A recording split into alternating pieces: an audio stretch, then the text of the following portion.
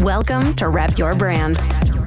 Hello, and welcome to another episode of Rep Your Brand, a podcast for B2B marketers who are looking to build their careers through a strong personal brand. I'm Nick Bennett. This podcast is brought to you by my friends at Motion. They're a done-for-you podcasting service for scrappy marketing teams in B2B tech. They're two of the nicest guys around, and the work that they do is truly world-class. You can find them at motionagency.io. And today, I'm super excited because our guest is someone that I've followed for a while. Michelle Griffin, she's a strategic personal branding advisor, speaker, and host of the Business of You podcast and LinkedIn audio show. She's also one of the most experienced brand marketing PR strategists on LinkedIn. Michelle, thank you so much for joining me. Oh, Nick, it's so great to be here and right back at you. I follow you and love all your stuff too. So mutual fan club here. I love that. Awesome. So, the whole show, the premise, I like to have kind of like a big idea. And so everything, I love that everything you do is like personal brand focused because some people think it's like such a BS term. And everyone has their own thoughts. So how did you start your journey as kind of an experienced brand marketing and PR strategist on LinkedIn? Well, thank you for that. And I agree with you. I think you and I are both out to demystify what personal branding really is and why there's so many opportunities to do so. And that's exactly my story actually led me. I left my longtime marketing role in B2B professional services. I'm on 2 years of my own entrepreneurial journey as a founder of Brand Authority, my personal brand consultancy, and just working with marketers and stuff. I saw the clients that I had, especially ones at companies that were really forward facing with personal brands, were getting that traction and opportunities. And another caveat to that is, for 5 years, I knew that my growth had kind of capped out on my role, even though I'd done, hit the limit to what I could do. And for 5 years, I just sat around wishing I was leaving or, just figuring that out. And my biggest regrets, and I'll say this a lot, is I should have put myself out there. It's like my mantra, because instead of taking all those credentials and courses, digital marketing, this and that, which, is qualified, but who doesn't need more of that, right? I should have been out there on LinkedIn. Even, can you imagine being out on LinkedIn 5 years ago and just having that compound to now? Anyway, so that's like my biggest thing. So I was like, I just started loving the idea and seeing the results. When I really got strong on my personal brand, that's when the opportunities, and that's what I want for people, because I noticed, especially my previous role dealing with insurance, legal sector, just really complicated, smart people. They were so brilliant, but it was just really hard for them to get their message and forward face. So opportunities, short answer, TLDR, too many opportunities missing on the table in your career or your business, your brand, whatever. So that is what I love absolutely doing. That's amazing. And I'm totally with you. I mean, I've pretty much, for the most part of my career, always worked in tech. And I think it makes sense in tech. Like, you see it a lot more on LinkedIn, but insurance, like all these other industries, people sometimes struggle with what they want to say. And I think as somebody who wants to brand themselves on LinkedIn, because, I feel like the pandemic, everyone started to go down this kind of hole. But like, what would you give them advice for their first post? Because everyone's like, I have no clue what to say. Like, that's what I'm stuck on. And what would you recommend? Yeah, that's a great question. Well, as a strategy first person, now some people on one camp, I guess the people who are not doing it for business, I'll just be you, whatever. And that's great. I want you to be you. But to get traction in the way I really do it strategically, get that deep dive, that brand foundation stuff that's going to help you I think it's going to help you find the clarity, find the confidence on LinkedIn, even if you're in, I don't care what industry, just be really clear on who you want to show up for, who you serve, or who you want to write and help, all those little things, talking to specificity and simplicity sells, So that's what when I work with my clients, we get really clear on all that first, because you and I have both seen people come and go on LinkedIn, and that's actually sad. We want you there to share your unique perspective and expertise. So kind of get really clear. It doesn't have to be super, super in depth, but there are things you can ask yourself. And then, just get out there and don't give up, right? Stay in the game. I feel like it's such great advice because I talk to a lot of people and they start really strong for the first couple of months and then they just fall off a cliff. And it's like, whoa, where'd that person go? And I think I think people think there's sometimes hacks to these growth kind of levers that you're setting for yourself. But I think it's more red flags in a lot of sense. And so I'm curious, what are some of the biggest red flags that you see when it comes to personal branding? Like, how do you help people overcome those red flags in imposter syndrome, which is like a huge another topic? Like, I'm so curious as someone that does this every day, like, what do you do to help people around these things? Well, I've worked with every, from CEOs to top executives, doctors, lawyers, and, kid you not, we all are just human at the end of the day. And, unless you're like, a huge, Sarah Blakely, I mean, one of those people already have it. They don't need my help. But, for most of us, we all feel that way. And again, it's just going back to first, the mindset. You don't have to be a CEO or anything to get out there and share your expertise. I don't care if you're just starting your industry, a recent grad, all the way up to C-suite. You just need to have that mindset and know that, I'm not here to have viral. I'm just here to help. If you're thinking, I'd just say flip the switch. You're here to help others. It's not about you. You're just sharing. And then that keeps me. There's days, I did the 365 challenge. Now it's a community where I posted every single day last year because I wasn't consistent. I wasn't practicing what I teach and preach. So there were days I was just like, why am I doing this? Like, I'm just either, the algorithm's hitting you hard or whatever. And so I just have to remember that long goal, like running a marathon. I'm not going to stop at mile 24 or something, I'm just going to keep going. And so when I flip the switch that it's not about me, I'm here, even if I impact like one person. And then I always have to say, and you say this in your content too, the people who don't follow us or don't engage in our stuff is what matters. I have people pop into my DMs all the time, like, hey, I follow your stuff. I really appreciate it, blah, blah, blah. So you got to do it for them, the people that aren't showing up forward facing. And that's just going to help. So the more you can get through those hard days, I wrote this to someone the other day, like, be more proud of yourself getting through those hard days when you don't want to do it than getting a huge post, because that to me is going to be more successful in the long run. I agree with you so much. And it's funny because I put out a post yesterday about, I occasionally struggle with people not liking my content or thinking that it makes you a terrible marketer. And I see, it's so interesting. And I think it's just how the human mindset works. But you see people post something and it blows up and you're looking at it and you're like Twitter screenshot, or it's like a sentence and it has like all this stuff. And it's like, I write this like thoughtful post that like I thought was amazing. And, just like I don't spend more than 5 minutes on my content, but I still like put my like heart and soul into writing for what I want to talk about. And then it's just like, whatever, like people just don't get it. And it's constantly changing. And so I'm curious, what are your thoughts around like virality of like being able to just show up every day or focus on like I'm gonna like hit it big? Because I've never gone viral. Like I don't even know if I really want to, but like what are your thoughts on like people that focus on that? Yeah, they say it's all for the wrong reasons. I feel like that's just like if you're just trying to build that brand in the business, you got to go in the long run.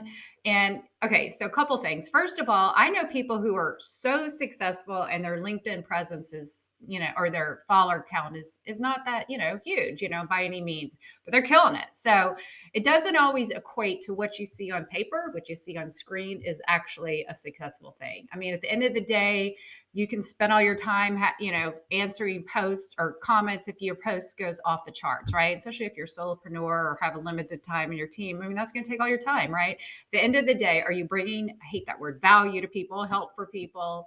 And are people coming into your inbox? Are you getting revenue? Are you generating leads or whatever the impact and goal? So I think that's what it is. Here's the thing. Last year, Instagram has this option that you can turn off your like count, right?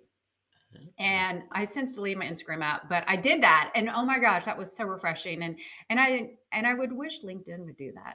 Then we would stop measuring, because we're humans at the end of the day and we need that dopamine hit, right? And that it's social acceptance, right? It's like we don't want anyone not to like our post. Anyway, so you got to flip the switch.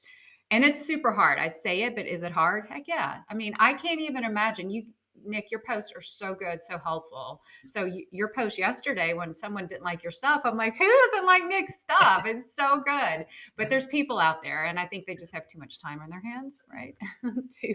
to mess with other people. But anyway, just stick to the guns, stick to the thing, and realize what really matters. Is it the revenue? Is it the clients? Is it what the impact you're making? And just try to put your blinders on. If you see posts and people that aren't, annoying you or keeping you that little mindset ticking in, just hide them or block them. Because if you hide them, sometimes they'll still creep back in. Just block them. You can always come back and unblock them later. Yep, absolutely. Great advice for sure. And I want to kind of double back to that the 365 challenge that you kind of like created. It's been a huge success in 2021, and I know you're focusing on 2022 again. Like, how did you come up with this, and what inspired you to want to do this? Oh, it's a funny story, or at least funny for me, because I knew all in 2020 after, I jumped to my own consultancy. I was on LinkedIn. I've been on like everyone else says. I was on LinkedIn forever, but I never used it right. So when I became my own, consultancy, I was connecting with great people and commenting, but I saw the people who were, quote, putting themselves out there with content were really seeing the traction and opportunities. And I just I was so held back. Here I was equipped like most of us, but it's that block. So I was like, forget it. I'm doing it. So I said, I'm just going to I'm all or nothing. Right. So I said to a friend, I'm going to post every single day in 2021, which is so stupid because it's like never working out a day in your life and going to running a marathon or an Ironman. I mean, seriously, or an Ironman times 3 really.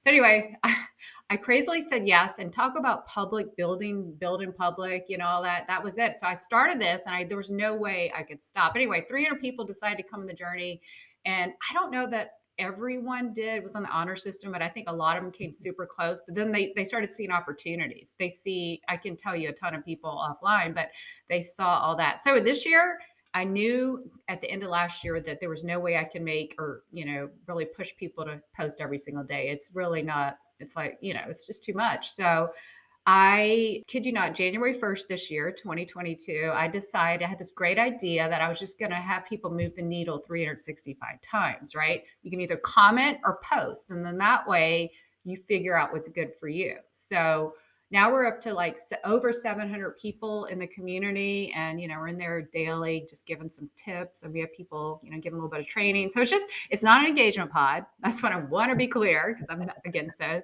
It's just people coming in, a lot of people just starting their journey all over the world, different professions and levels, just getting in there and sharing and doing it, because LinkedIn is a place to build your brand and get those opportunities.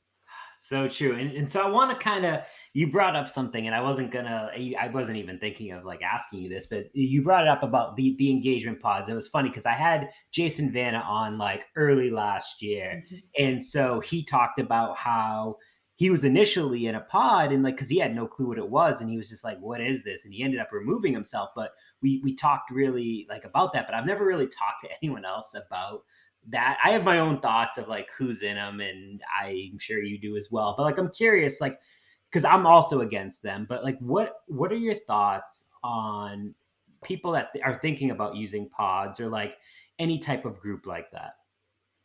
Yeah, I'm so glad you brought that up, because one of my members DM me. He's like, hey, I just want to let you know someone in the group approached me if we are a pod, and I shut that down. And I'm like, no, against it, because first of all, you're not going to have people. To me, it's pretty obvious. Well, somewhat obvious, because a lot of the posts are great, and you can see the same people day after day after day. You're not really building a true community. You're not really getting the right engagement. People don't know. And it's just a false sense of integrity and professionalism. And it also just spend time and money doing it, right? When you could be creating content and just really, interviewing customers or clients or whatever. So I think they're big fat waste of time. Yeah. Going back to the false metrics, So I just don't believe in them, just, professionally speaking. And, I'm not going to judge people who do. I have my feelings too. But as Jason probably said, it was a big time suck, right? And some people you have to pay to be in them too, which is even worse, right? So it just doesn't seem like it's playing the game right. Yeah, I agree. I'm kind of going down this path because like someone else DM'd me the other day and was like, hey, would you advise me to buy LinkedIn followers? And I was like, hold on, like, is that a thing? And they were like, yeah. And they gave me like 3 websites and they were like, look.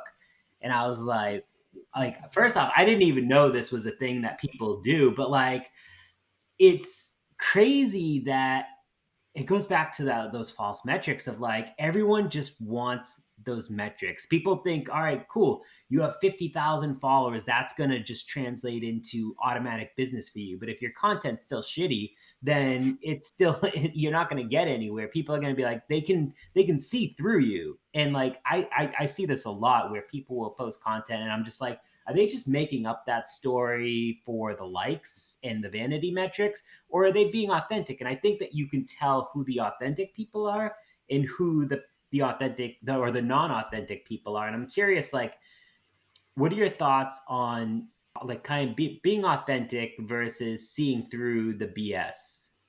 That's really good. I had no idea you could buy LinkedIn followers like you can on YouTube and Instagram and all the things. But I feel like LinkedIn really is going to cracks down more. I think I read on their latest annual report somewhere they shut down like millions of fake accounts. So it's probably they're going to find you maybe and throw you in jail. So yeah, so I am totally on board with you. So yeah, some of that content is junk. So the only way to really, and I need to do this more, but I show up in audio or LinkedIn Live. So I think that really shows my authentic self. So that person is there. Show up on LinkedIn Live, show up on audios and talk. And that way people absolutely will know you and form a bond with you and I have to be honest, I need to do this more because even though I'm on audio, my written posts, I need to show a little bit. I struggle with the balance between personal and a little bit more of a personality. I think that's just me.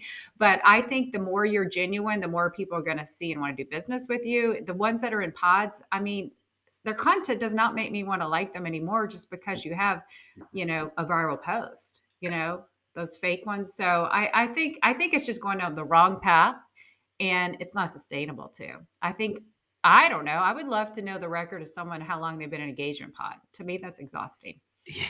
Seriously, yeah, it's like you're on the platform for all the wrong reasons, but I digress. So I want to kind of, you mentioned a little bit about this, like the LinkedIn audio show, you got LinkedIn Live, like you've got all these different roles and you're kind of handling a lot of different things. And I'm curious, how do you juggle all of those things? I feel like it would stress me out. That's so true. I've had like 2 people this week tell me that, like, how do you do it all? Well, first of all, showing up and talking and on audio or mostly audio and less so on video is just like easy for me, and I consider that a form of content and connecting. So I make time in my week, especially now that LinkedIn audio just rolled out. My content creator managers like, you need to, get out there early adopter. So I'm kind of making that a little bit of a preference right now, but I consider it creating content because I'll get great ideas from it and stuff. So I have this year chilled down to like 3 or 5 days a week, just depending on my workload. And I bucket days, like some days are just discovery calls, some are client work, and some are biz dev. So I have to balance my calendar right. So it's not for everyone because it does take time. But then I see the return on advantage now. I'm trying to use that word instead of has been tremendous and just, getting opportunities for me. So I'm using that as a marketing tool for any, other than, posting and stuff.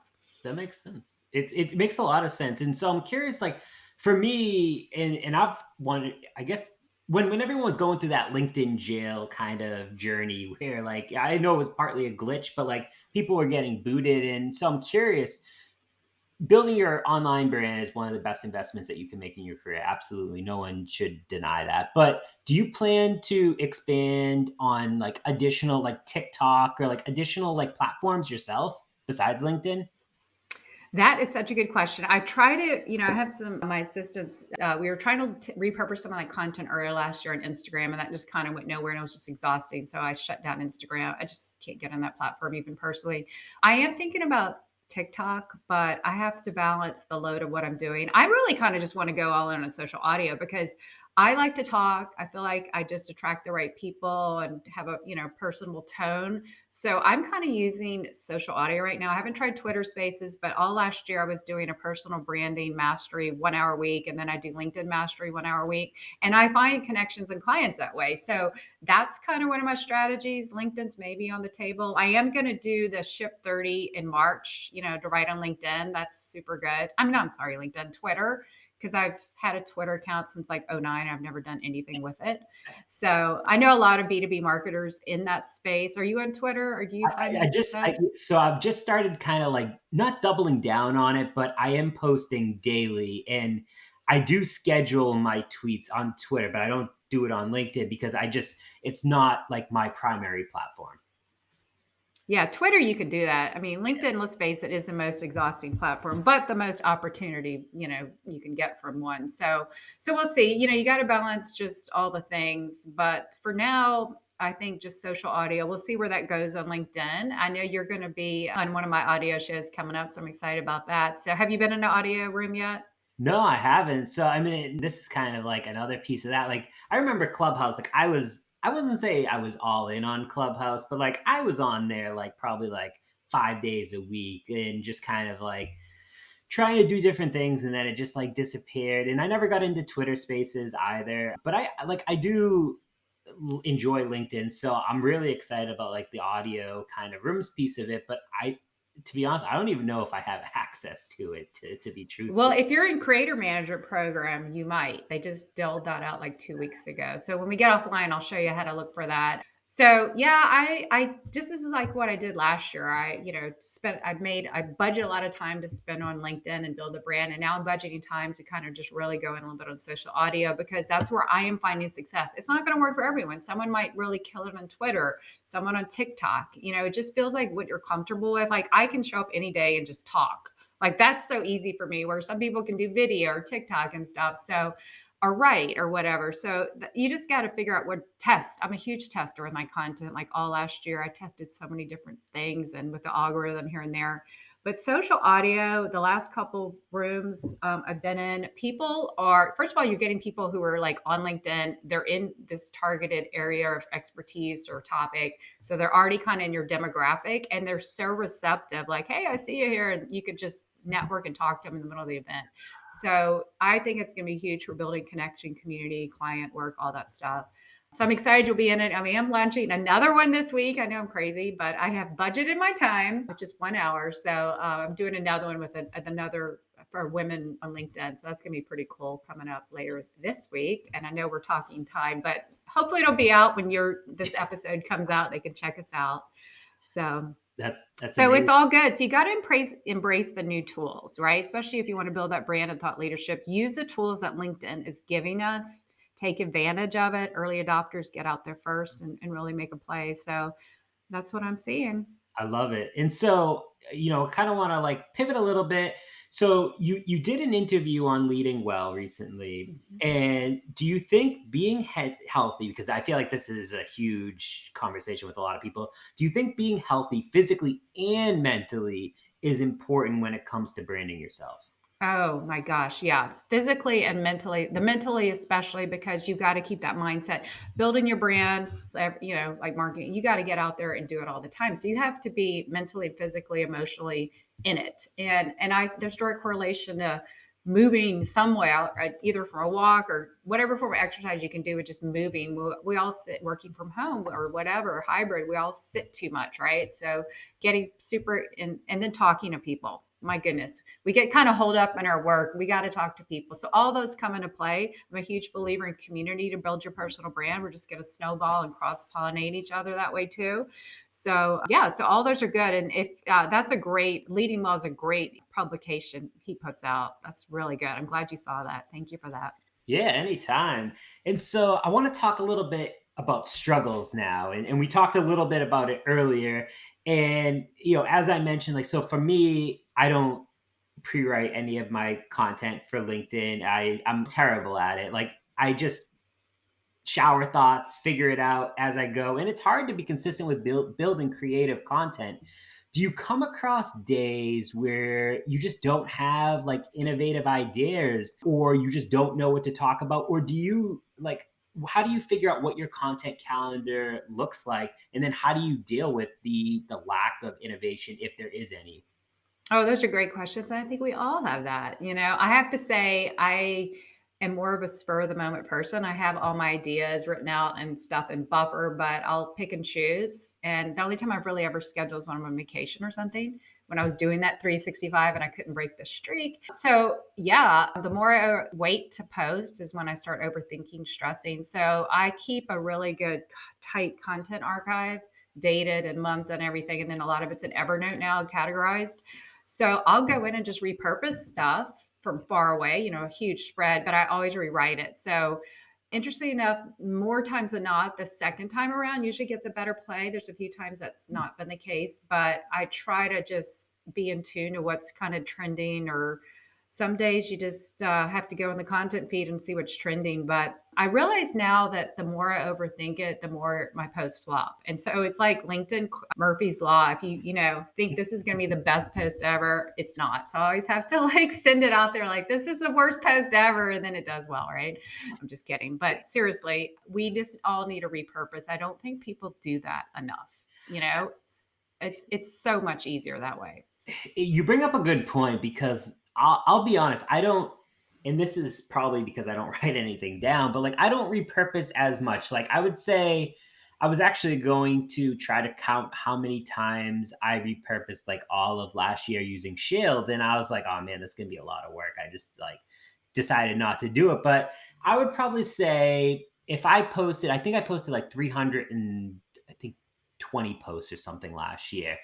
And I was like, I wonder out of that 320, how many were actually repurposed. And if I had to guess, I would probably say maybe 10 to 15 of them. And Oh, wow. they were rewritten, but I wanted to do better because I mean, I'm not a content person. I can't come up with these ideas every day. And half the time, like I just try to like think of random things. But I think repurposing is hugely undervalued, in that just content creators don't take advantage of that enough. And I'm not saying that you should just go and like, all right, cool, you posted something 6 months ago, I'm just going to go repost the same thing. Like just bring a different POV or something Mhm. to it, or spin it a little different, right?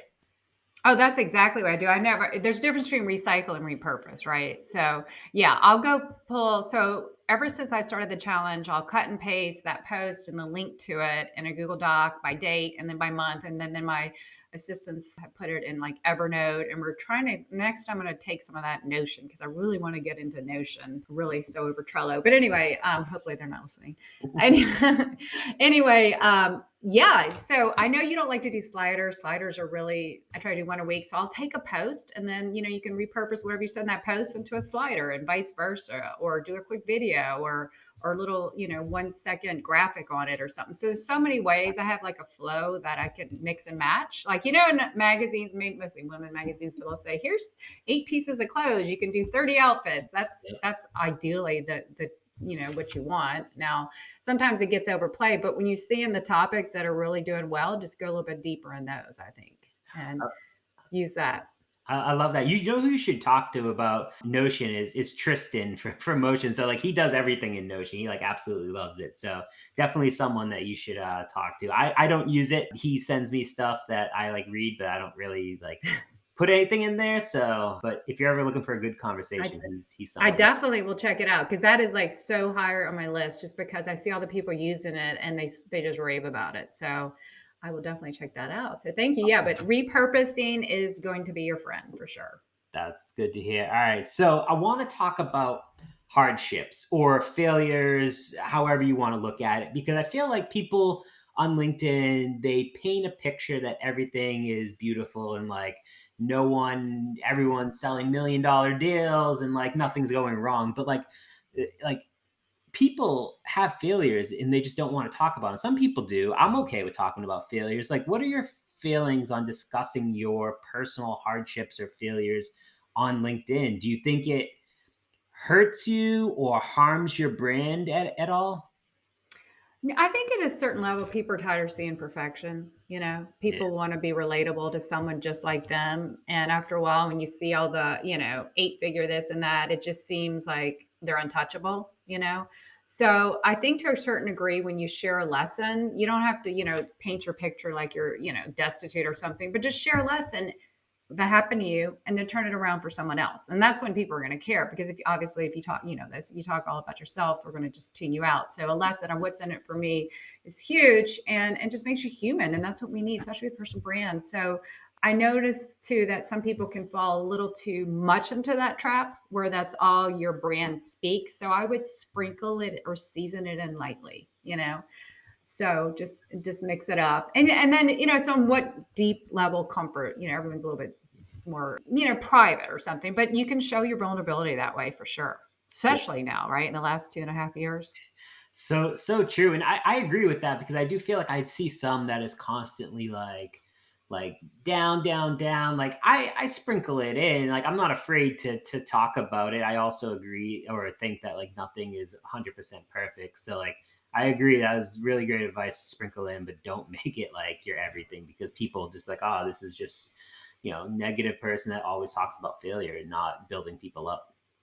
Exactly. And then that's the thing too. Like my brand's like, my colors are yellow, so I'm trying to be bright and empowering. But then I sometimes think, I don't want to be like Pollyanna either. It's like I gotta like share so you gotta have the exact balance. So because at the end of the day, your content is your brand and your content are the same thing. So they're gonna feel, and that's your only touch point with a lot of these people, right? So that's how they get to know you. So just sprinkle it in. It's the best way to put it. Love that. Awesome. All right. So I know we're coming up on time. I have one final question for you.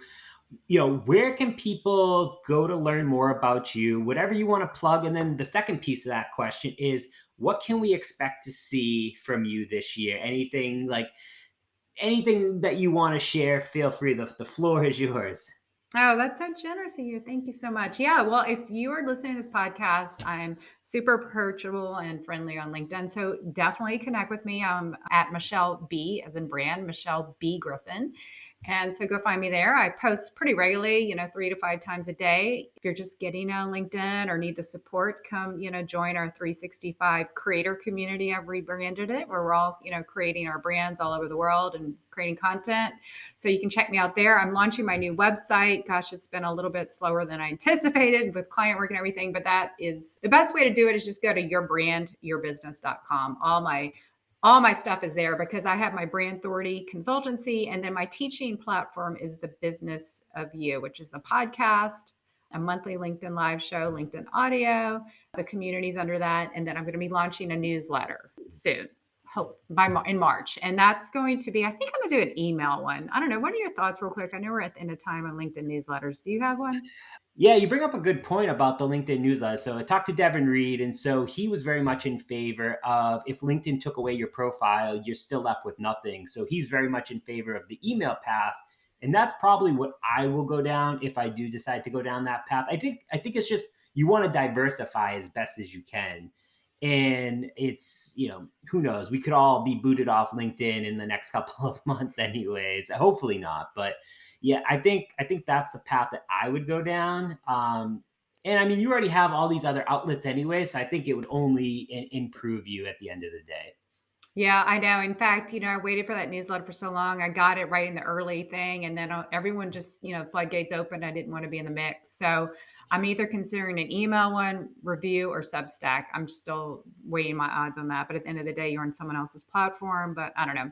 But newsletter for sure for me. And, down the road, I just want to do some more guides and stuff. And eventually I want to write a book on we didn't talk about my 7-step framework, but I do have something helpful that I would love to do a small book on that, because that way it would be a great touch point for people who want to work, just it's the first step of your product ladder. And that's where I really want to have that. So we'll do that, maybe some digital products, things like that. And because I'm in Justin Walsh's audience and income community with you. And, that's the thing he always pushes. So I know I need to get on that too. So all kind of good things. I just love being a content creator and, contributor to helping people get out there. That's my main thing.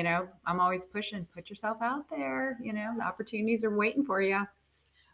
Absolutely. Like I couldn't agree more with you. It's just you got to get started somewhere. That's the main thing. And so I want to thank you, Michelle, for spending time with me. It was absolutely wonderful because we've actually never talked on video before. And so I love meeting new people. And for someone that I've followed for so long, I'm super grateful that you spent some time with me.